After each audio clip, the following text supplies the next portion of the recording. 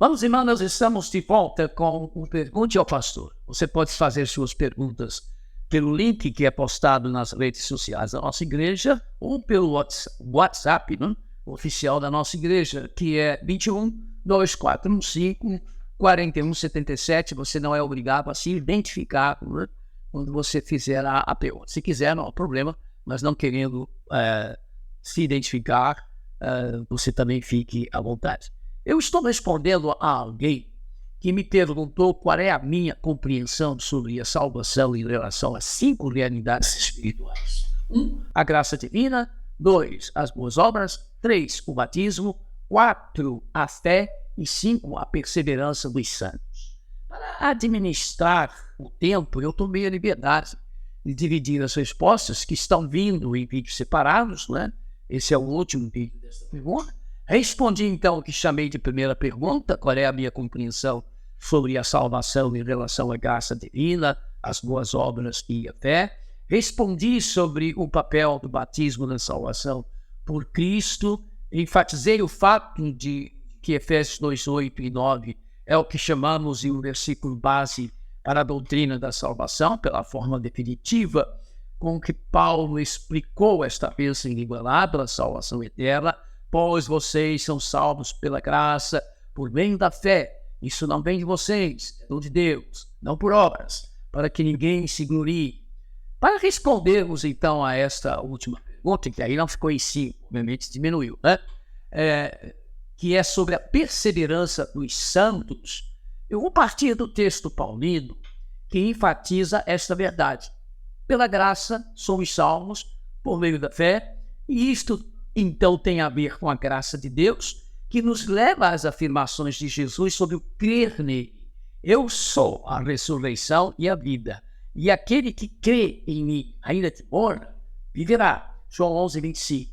Porque Deus amou o mundo de tal maneira que deu o seu Filho unigênito, para que todo aquele que nele crê não pereça, mas tenha a vida eterna. João 3,16. São essas afirmações que levaram Paulo, apóstolo, né, e seu companheiro Silas responderem à pergunta do carcereiro de Filipos: o que devo fazer para ser salvo? Como? Creia no Senhor Jesus e serão salvos você e os da sua casa.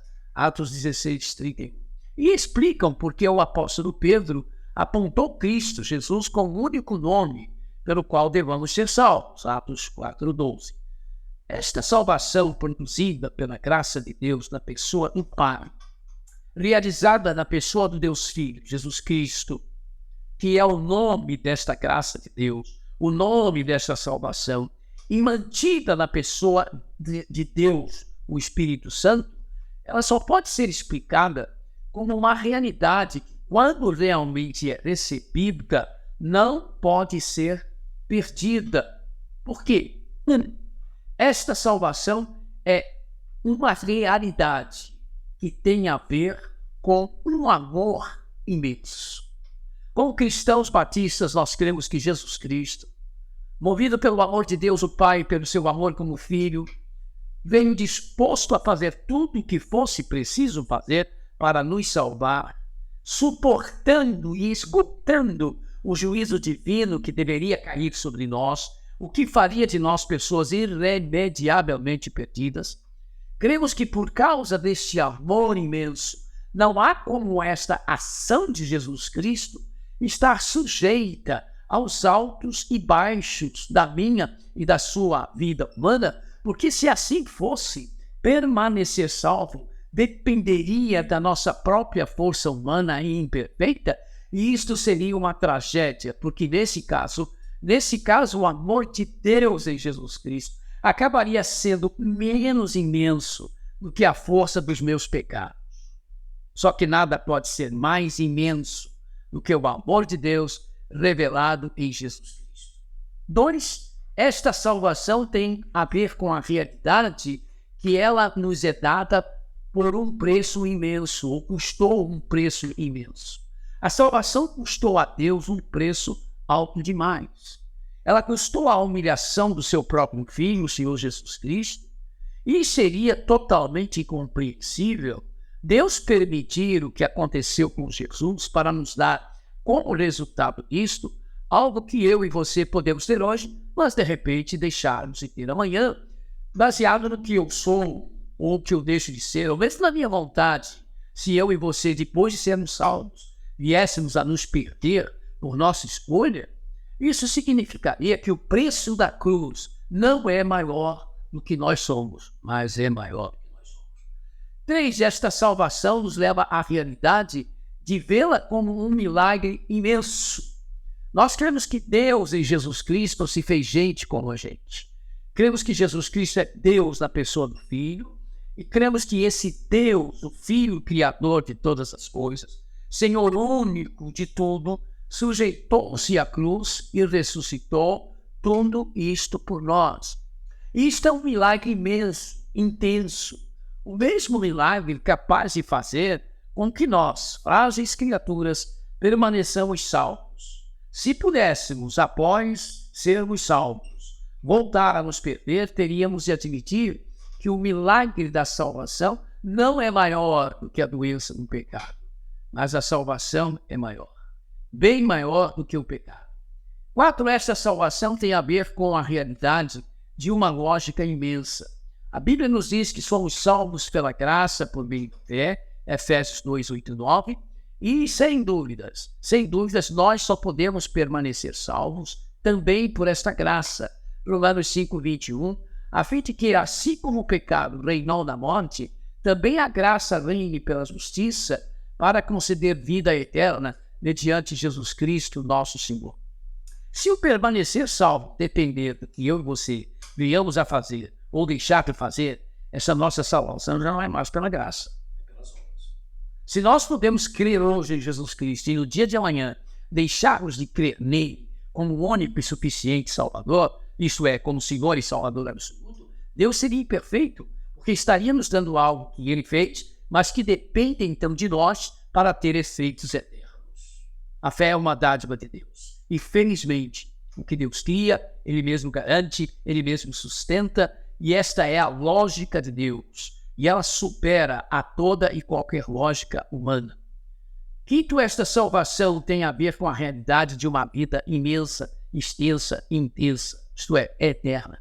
Mas que vida eterna é esta que eu posso ter hoje, mas posso deixar de ter amanhã? Se fosse assim, esta vida não poderia ser chamada de eterna, mas graças a Deus ela é eterna. E eu e você podemos cantar em que pesem as nossas limitações, que segurança sobre Jesus. Temos declarado em 1 Coríntios 1,8, ele os manterá firmes até o fim, de modo que vocês serão irrepreensíveis no dia de nosso Senhor Jesus Cristo. Temos a declaração em 2 Coríntios 1, 21, 22. Ora, é Deus quem faz que nós e vocês permaneçamos firmes em Cristo. Ele nos ungiu e nos selou como sua propriedade e pôs o seu Espírito em nossos corações, como garantia do que está por vir. Temos declarado em Efésios 1, 13 e 14. Nele, quando vocês ouviram e creram na palavra da verdade, o evangelho que os salvou, vocês foram selados com o Espírito Santo da promessa, que é a garantia da nossa herança até a redenção daqueles que pertencem a Deus para o louvor da sua glória. A luz disso, então, é que vamos explicar também alguns textos aonde Jesus ou outros textos que dizem que aparentemente podem dar apoio àqueles que acreditam que não, que a salvação pode se perder ou que pode acontecer, o que se chama teologicamente de o cair da graça. Então, à luz disso, nós podemos explicar Mateus 10, 23 e 10, 22, onde está que Jesus diz: todos odiarão vocês por minha causa, mas aquele que perseverar até o fim será salvo. Também em João 10, 27 e 28 está escrito que Jesus diz: as minhas ovelhas ouvem a minha voz, eu as conheço e elas me seguem. Eu lhes dou a vida eterna e elas jamais perecerão. Ninguém as poderá arrancar da minha mão. Essas palavras de Jesus deixam claro que ninguém ou nada nos pode tirar das suas mãos. Isto inclui o que se pode entender como vida eterna. À luz desta afirmação de Jesus, o que está em Mateus, onde o Senhor Jesus fala sobre aquele que perseverar até o fim, esse então será salvo. Vamos perceber que o perseverar até o fim não é uma condição para ser salvo ou salva, mas é uma definição sobre quem está salvo ou salva. Observemos que essa afirmação de Jesus é repetida depois em seu sermão sobre a perseguição aos seus seguidores, o que reforça a ideia de que esta perseverança tem a ver com não negar o seu nome. E é isto que vai mostrar quem é salvo ou não. Não negar o nome de Jesus. Não negá-lo como Senhor e Salvador de forma definitiva. À luz disto, que a salvação não se perde, também podemos explicar 2 Pedro 2, do 20 ao 22, onde está escrito: se tendo escapado das contaminações do mundo por meio do conhecimento do nosso Senhor e Salvador Jesus Cristo, encontram-se novamente nelas enredados e por elas dominados, estão então em estado pior do que no princípio. Teria sido melhor que não tivessem conhecido o caminho da justiça, do que depois de o terem conhecido, voltarem as costas para o santo mandamento que lhes foi transmitido. Confirma-se neles que é verdadeiro o provérbio: o cão voltou ao seu vômito, e ainda a porca lavada voltou a revolver-se na lama. As pessoas mencionadas aqui pelo apóstolo Pedro, mano e irmã, nunca foram salvas. Elas tiveram o que chamamos de conversão intelectual, elas admitiram a verdade do Evangelho, conheceram o Evangelho com a mente somente, não com o coração, conforme está escrito em Romanos 10:10, com o coração se crê para a justiça e com a boca se confessa a salvação. Na verdade, elas passaram a usar o Evangelho para o seu próprio benefício. É só ler o versículo 1 desse capítulo 2, dessa mesma segunda carta de Pedro, quando o escritor sagrado chama essas pessoas de falsos mestres. Então, ele não estava falando sobre pessoas salvas. À luz disto, a de que a salvação não se perde, também vamos poder explicar um outro texto, Gálatas 5:4, onde temos: vocês que procuram ser justificados pela lei, separaram-se de Cristo, caíram da graça. Uma leitura total da epístola de Paulo aos Gálatas nos mostra claramente que o caso das pessoas citadas por Paulo não tem nada a ver com a perda da salvação, mas sim com a perda da satisfação que a graça traz, com a liberdade que a graça traz. Foi por isso que Paulo precisou escrever esta epístola e chamou os cristãos da Galácia de insensatos. Ó Gálatas insensatos, quem fascinou vocês, diante dos quais foi Jesus Cristo exposto como crucificado?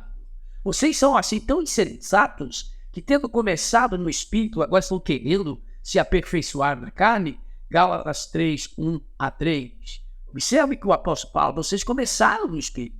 Para não restar dúvida de que esse cair da graça tem a ver com deixar a liberdade que Cristo traz e não perder a salvação, o apóstolo escreveu a eles dizendo: foi para a liberdade que Cristo nos libertou. Portanto, permaneçam firmes, não se deixem submeter novamente a um jogo de escravidão.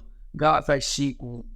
À luz disto, vamos continuar. De que a salvação não se perde, podemos explicar Hebreus 6:4-6, onde nós temos: ora, para aqueles que uma vez foram iluminados, provaram o dom celestial, tornaram-se participantes do Espírito Santo, experimentaram a bondade da palavra de Deus e os poderes da era que há de vir e caíram, é impossível que sejam reconduzidos ao arrependimento, pois para si mesmos estão crucificando de novo o Filho de Deus, sujeitando-o à desonra pública. Chamo esse texto de a apostasia do crente. Ele trata da apostasia do falso crente em Jesus, porque o crente verdadeiro pode cair, mas não apostatar. Em primeiro lugar, não se deve ignorar o contexto no qual essas afirmações foram feitas. Esta era uma época de grandes perseguições, e muitos da igreja, ao enfrentarem o perigo da morte, negavam a fé, causando enormes decepções.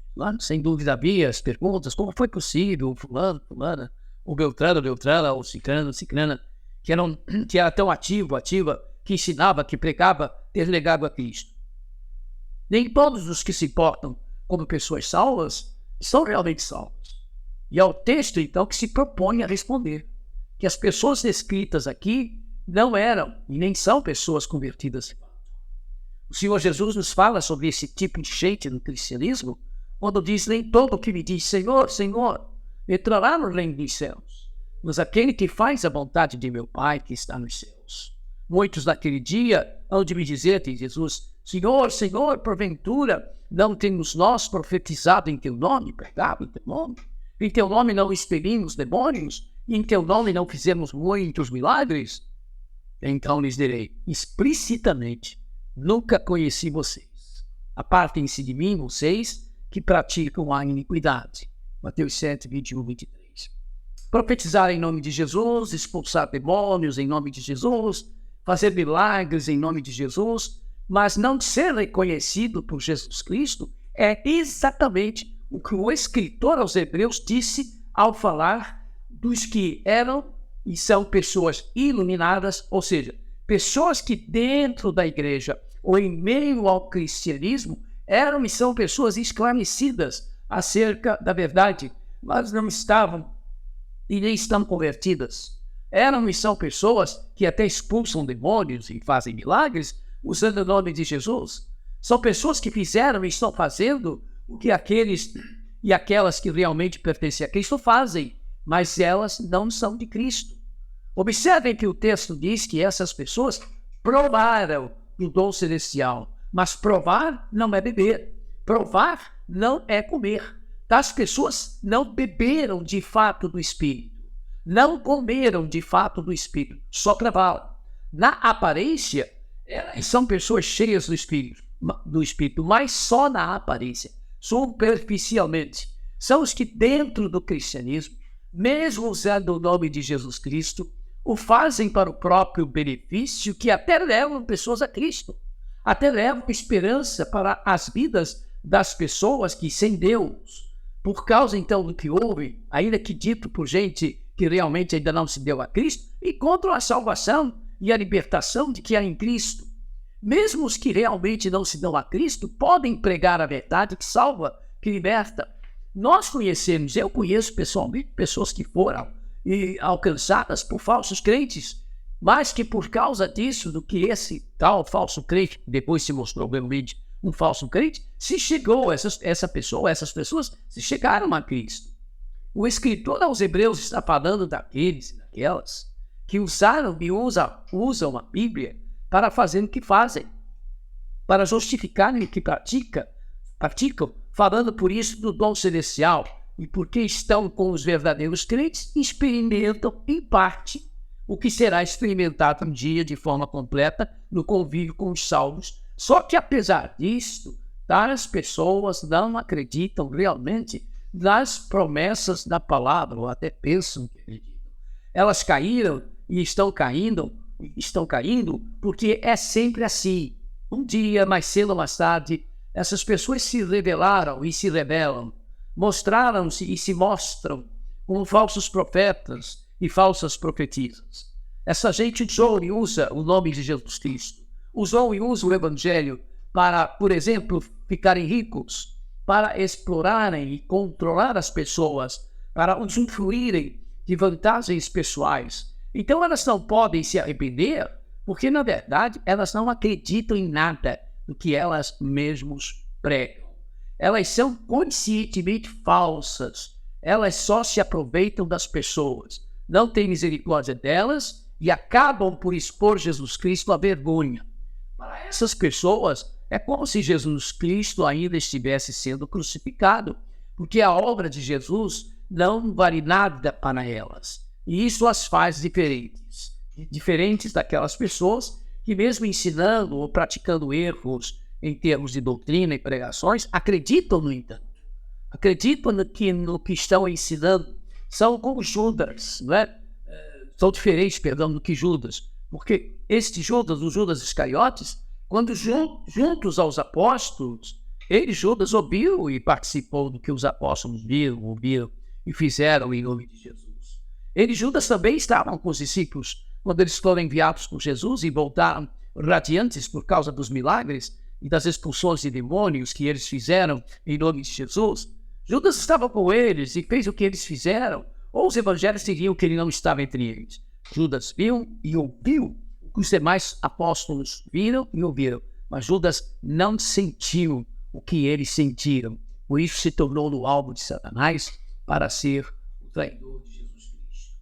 Pela graça de Deus, foram duas irmãs metodistas, Fanny James Crosby e Phoebe Paul Knapp, ligadas, portanto, a uma denominação que admite o cair da graça, porque acredita na possibilidade de que uma pessoa salva por livre e espontânea vontade queira deixar de crer em Cristo, a Igreja Metodista crê nisto, mas foram estas duas irmãs em Cristo, metodistas, que nos deixaram a letra e a música do precioso hino Que Segurança Sou de Jesus. E apenas para fazer mais um acréscimo, há um outro segmento que interpreta esse texto, dizendo o seguinte: na verdade, o que o autor sagrado falou é alguma coisa impossível de se acontecer.